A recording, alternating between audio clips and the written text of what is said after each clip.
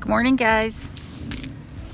Well, it's October 29th, October 30th, actually, Saturday, and we have snow. So I guess we are officially done with summer. Does that make me happy? No. Does it matter? No. So what I'm going to do today is just sort of show you what I do to winterize, just get ready for winter in the tiny house.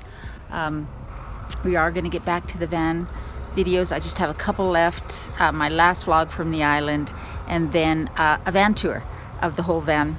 And I do want to do a review of the forced air heater that I put in, that sort of stuff. But today I thought I would just sort of show you what I do to get ready for winter in the tiny house. It's not a whole lot because obviously it's well built. It doesn't need me to do a lot of things, but there are some things that I need to do just to get ready for winter in general. So let me show you what those are.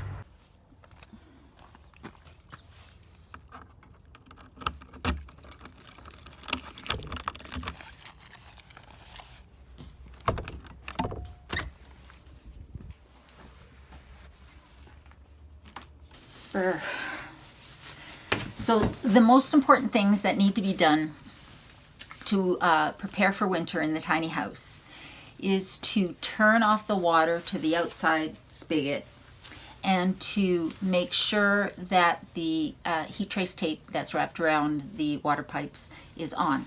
I've already flipped the switch inside. There's a little switch beside the light switch just inside the front door for the heat trace tape. So now we're just going to go under the trailer here, and I'm going to reach under there to turn that tap, and I'm going to make sure that the light is on for the plug because the plug is lit, and if it's lit that means there's power to the tape, so everything should be good. The reason I have that look on my face is because there's spider webs under there. I don't like spiders. It's cold, so I'm sure the spiders are long gone. However, it's still kind of gross, so I'm just going to sweep up around it. I'm going to take the trouble light here and hold it under there, and hopefully you can sort of see what I'm doing. If you can't, you're just going to have to take my word for it. I'll try and get a picture at the very least, because of course it's dark under there and it's just gross. But it's one of those things that has to be done, and like I said, it's the most important thing that needs to be done in order to get the tiny house ready for winter in Calgary, Alberta, Canada, where we get very cold and snowy winters.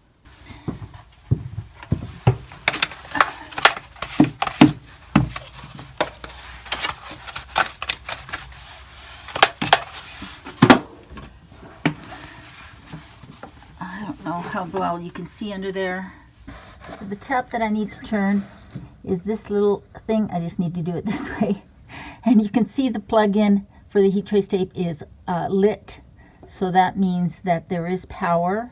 And we just have to make the assumption that the tape is working. I know that those tapes don't last forever, but they should last longer than a couple of years. So it should be fine. So I just got to reach under there and do that, but there's no way you can watch me do that. So let's just get it done.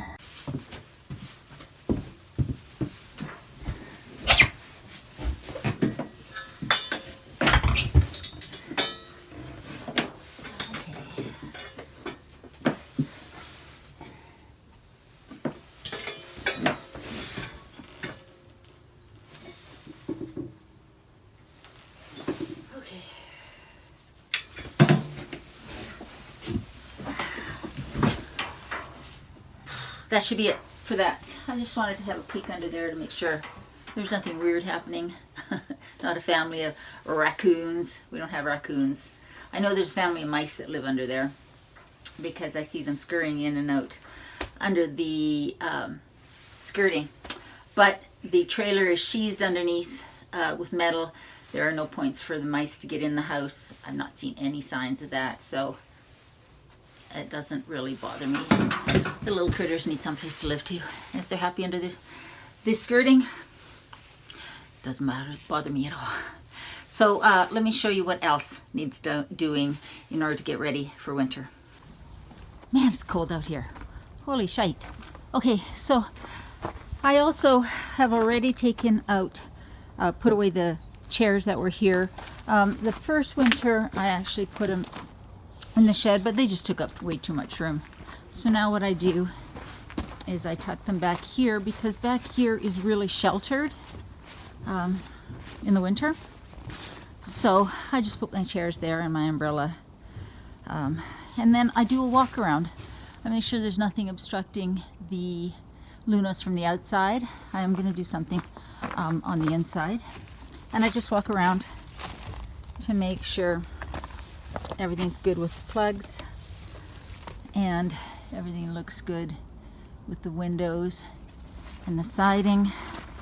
And then I'm going to unscrew this and move this to the back. I'm under my desk. I have moved the cat's litter box, and I'm about to do something that's going to make me extremely unpopular with my cat. I'm about to test the propane detector. She absolutely hates this, the same as when I test the smoke and carbon monoxide detector. This one is a propane and carbon monoxide detector. Propane is a heavy gas, so you want these things down low. This one is wired in, so I'm just going to test it and just make sure it's still working. The light's on, it's got power, it should be fine. This is not my favorite thing to do, again, because it stresses poor Sophie out, but needs to be done.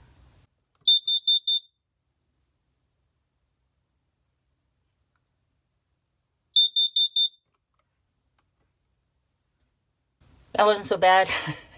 Just on the couch. Oh, look at this. Didn't even phase her.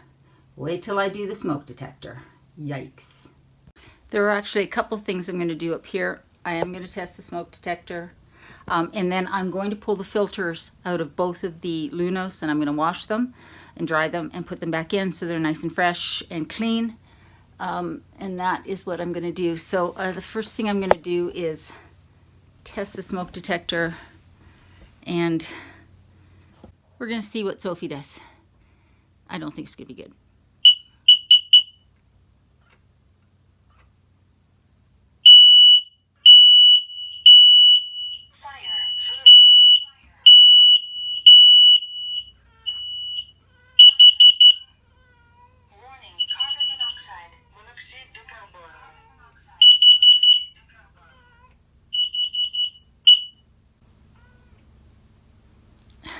Poor Soph.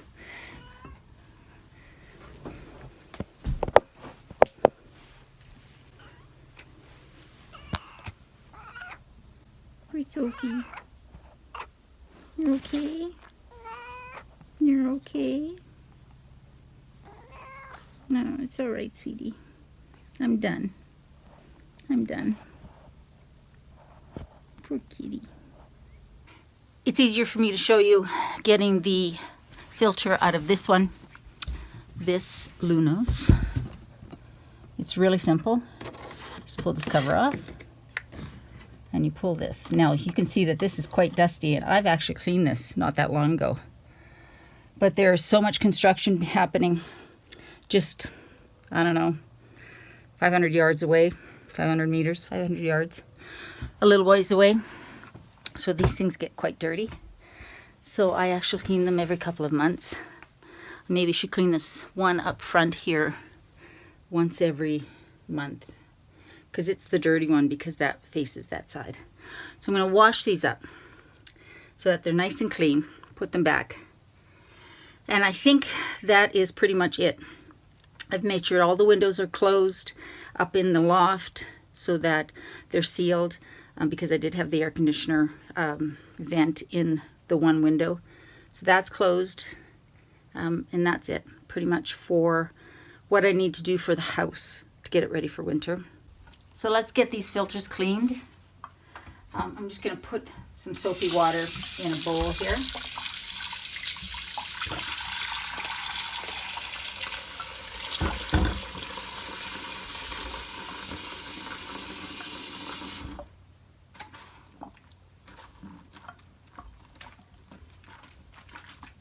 Now you can see, I don't know if you can see that, how dirty this water is. Now I'm being very careful with these filters. I'm just sort of squeezing them, pressing them to get them clean because I don't have replacements. And I want to make sure that these last. But you can see how dirty that is, that dirty that water is. So it's very important to clean these. Like I say, I usually wash these every couple of months, but I may start doing the one in the front because that was the really dirty one, more like once a month while they're doing that construction, because it's just so dusty, especially coming from that direction. The wind always seems to come from that direction.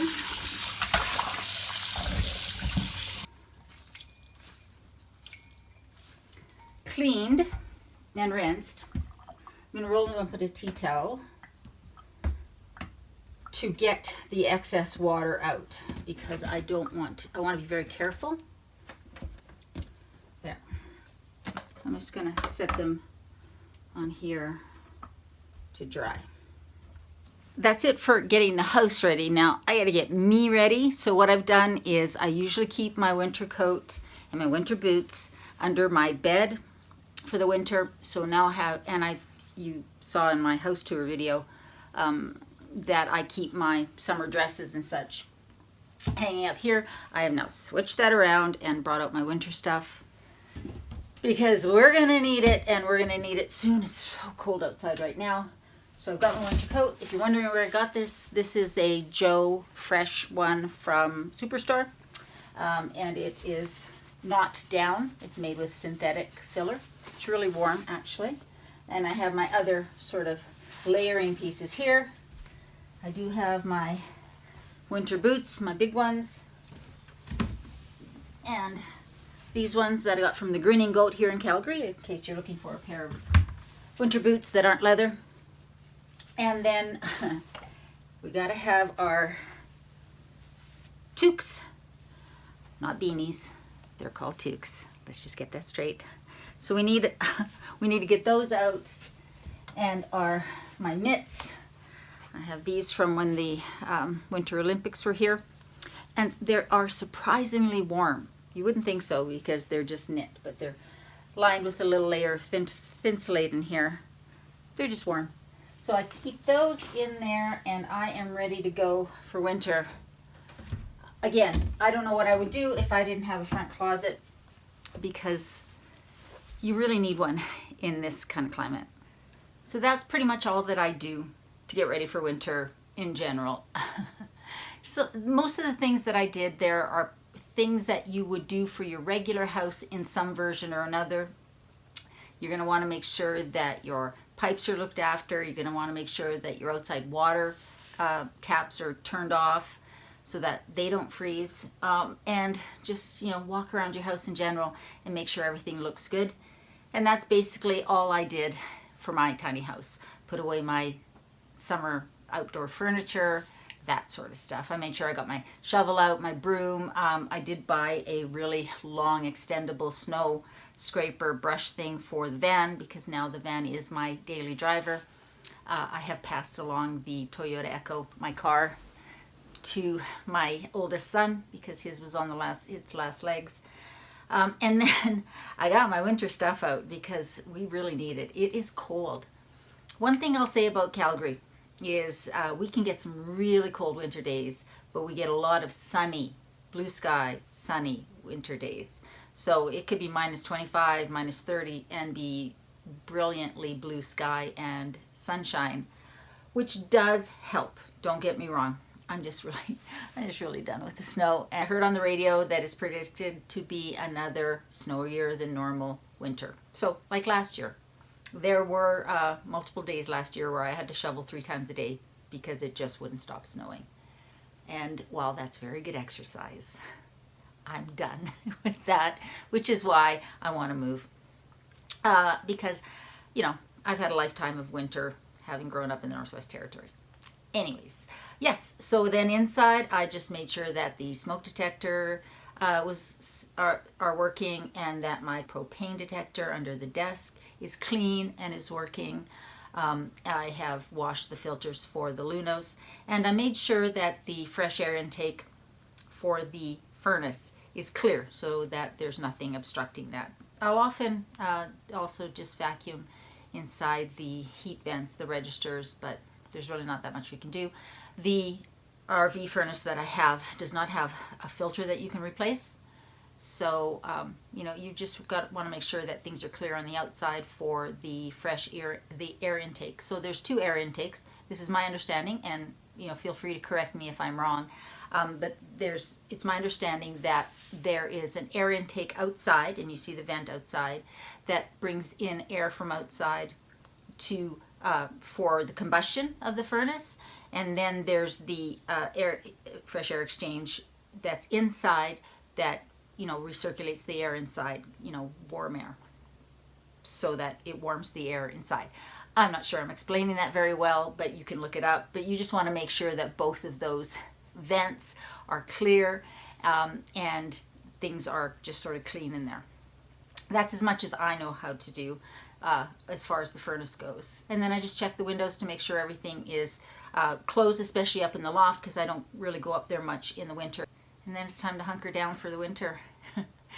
I have my big duvet in my duvet cover now. I got it from IKEA. It's a synthetic fiber filled one that's really nice and warm, actually. So I brought that out. We just got to hunker down and live with what is coming. If you haven't checked out the other channel yet, please do. A little bit about a lot of things. I've had some yummy recipes, I think, on there lately. It's also where I do reviews of products, and Keaton and I are going to do some reviews of different products for the holiday season. Eggnogs, vegan eggnogs, we're going to review those. I'm just waiting for one more to come out that I'm looking for. I just got to find that. What I'm saying is, if you like this channel, if you like my content, and you haven't already gone over to check out the second channel, please do. I'll link it down below. And please subscribe when you're there. That would be awesome. And I hope you guys are doing well. I love you, and I will talk to you next time.